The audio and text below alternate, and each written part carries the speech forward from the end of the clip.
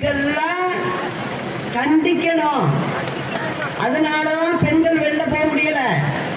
அது மட்டும் இல்ல, பள்ளிக்கூடத்துல எல்லாம் இப்ப போதைப் பொருள் அரசாங்கத்துக்கு தெரியாமையா விற்க முடியும்?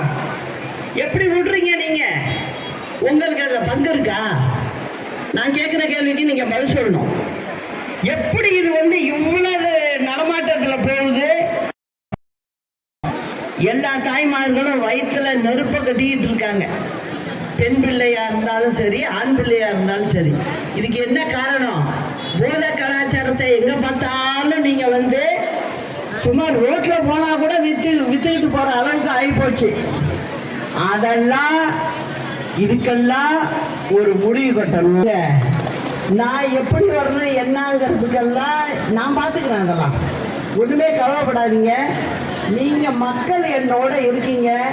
அது எத்தனை பெரிய கூட்டணியா இருந்தாருன்னா, மக்கள் என் பக்கம் இருக்கிறதுனால நான் இந்த சலசலப்புக்கெல்லாம் பயப்படுறவ கிடையாது. அம்மாவும் நானும் எவ்வளவு பிடிச்சி எங்களெல்லாம் உள்ளார போட்டீங்க, ஜெயில போட்டீங்க, கொண்டுட்டு போய் 4 வருஷம் ஜெயில அடைச்சிங்க.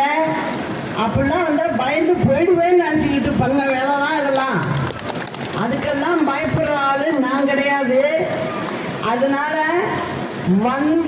இப்போ அரசியல் வெளியில மட்டும் பண்ணாதவங்க கோயில்லையும் பண்ண ஆரம்பிச்சுட்டாங்க. எந்த கோயில்லையும் நீங்க போனீங்கன்னா சாமி என்ன உங்கள்கிட்ட 300 ரூபா கொடு, 400 ரூபா கொடுன்னா கேக்குது? யாராவது ஒரு ஏழை எளியவங்க போய் சாமி கும்பிட்டுட்டு வெளில வர முடியல. எல்லாருக்கிட்டையும் இந்த இவ்வளவு பணம் கொடு, அப்பதான் நேரம் போலாம். நீ இதெல்லாம் என்ன? அம்மா இருந்தப்ப அப்படியா? சாப்பாடும் அங்க கொடுத்துருக்காங்க. நீ எல்லாத்துலயும் பெரிய பூட்டை போட்டு பூட்டிட்டு சாமி பேர்ல உள்ள பணத்தை எல்லாம் ஒவ்வொரு விழாவா நடத்திக்கிட்டு இருக்கீங்க. அதே போல கும்பாபிஷேகம் பண்ற நாங்க 1000 பண்ணிட்டோம். அடுத்த இதுல சொல்லியிருக்காங்க.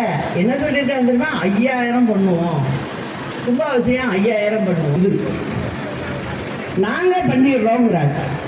அம்மா இருந்த பேர்ல அப்படியெல்லாம் இல்லை. நீங்க இந்த வேலைக்கு இவ்வளவு ரூபா ஆகும், நான் ஆள் பார்த்து வச்சிருக்கேன், நான் செஞ்சு கொடுத்துறேங்கன்னு சொன்னா தாராளமா நீங்க செய்யுங்கன்னு சொல்லி விடுவாங்க. நீங்களே ஆள் அடிச்சு அந்த இடத்துல ஒரு கான்ட்ராக்டர் அடிச்சு நீங்க அந்த வேலையை செஞ்சு கொடுக்கலாம். உங்க மனசுக்கும் திருப்தி இருக்கும். சாமிக்கு செஞ்சது நம்மளே செஞ்சோம் அப்படின்னு இருக்கும். அப்படிதான் செய்யணும். ஆனா இந்த அரசாங்கம் அப்படி இல்லை. நீ பணத்தை கொடுத்துரு, மக்களை நாங்க பாத்துக்கிறோம்னு சொல்லிட்டு இவங்க கிட்ட இருந்து வாங்குற பணத்தை எடுத்துக்கிட்டு சும்மா என்ன தெரியுமா பண்றாங்க?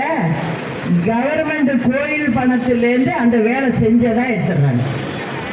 இவங்க என்ன சொல்றாங்க?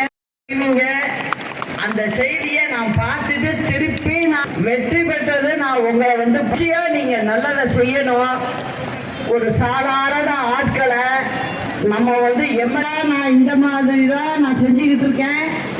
அதனால நிச்சயம் வெற்றியை நீங்க கொடுக்கணுங்கிறத சொல்லி நாளை நமது வெற்றி நிச்சயம். அண்ணா நாமம் வாழ்க, புரட்சி தலைவர் நாமம் வாழ்க, புரட்சி தலைவி அம்மா நாமம் வாழ்க. நன்றி, வணக்கம்.